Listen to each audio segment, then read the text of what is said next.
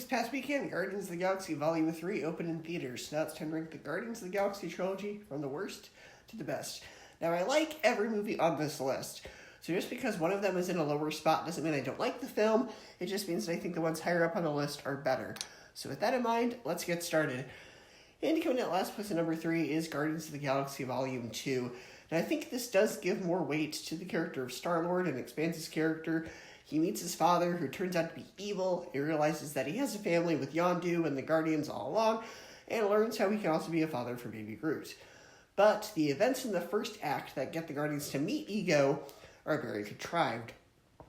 They just happen to land there because they get shot down because Rocket Raccoon stole batteries. Additionally, the film slows down a bit by throwing in a somewhat mediocre subplot involving Yondu, Rocket, and Groot. There's nothing inherently wrong with those scenes per se, they just distract from the main narrative for me.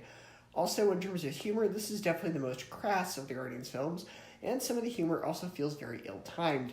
There's moments where there's some really emotional stuff going on, but instead of pausing to let the audience feel the weight, they immediately decide to follow it up with a joke.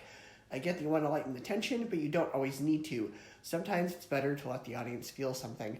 Number 2, Guardians of the Galaxy Volume 3. The stakes for this movie are incredibly high, the characters all get satisfying arcs, and they all work extremely well off each other.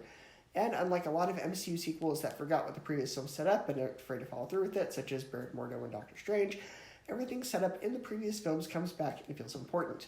The stakes of the plot revolve around Rocket, and unlike a movie like Black Panther Wakanda Forever, where characters like Riri Williams felt more like plot devices rather than actual characters, Rocket is an actual character in this film and not a MacGuffin.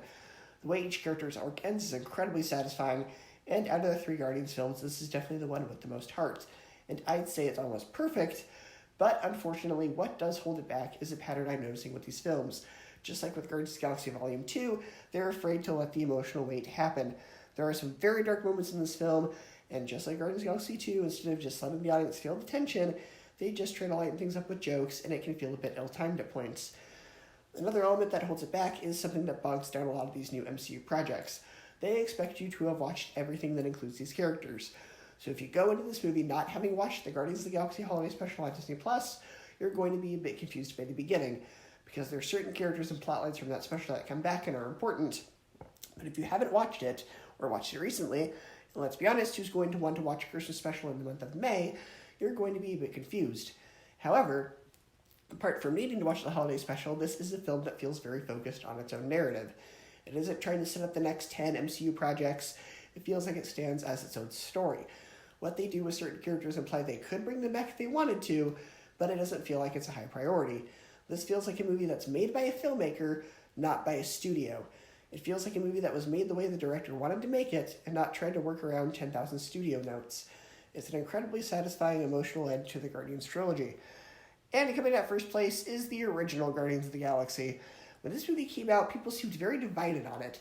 It was very different than anything we'd gotten in the MCU at that point in time, because 2 of the characters are a talking raccoon and a tree. And this comic book movie is also going to star Chris Pratt, who at the time was only known as the comic relief on Parks and Rec. But it was the way the characters are written, each having something that's been taken from them that they're trying to get back, and a very likable, charismatic cast, along with its sharp, witty writing, that made this film work.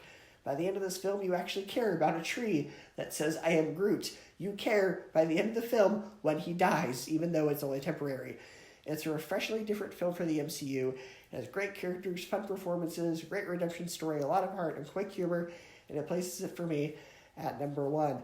So here we go, the Guardians trilogy, and I will see you next time.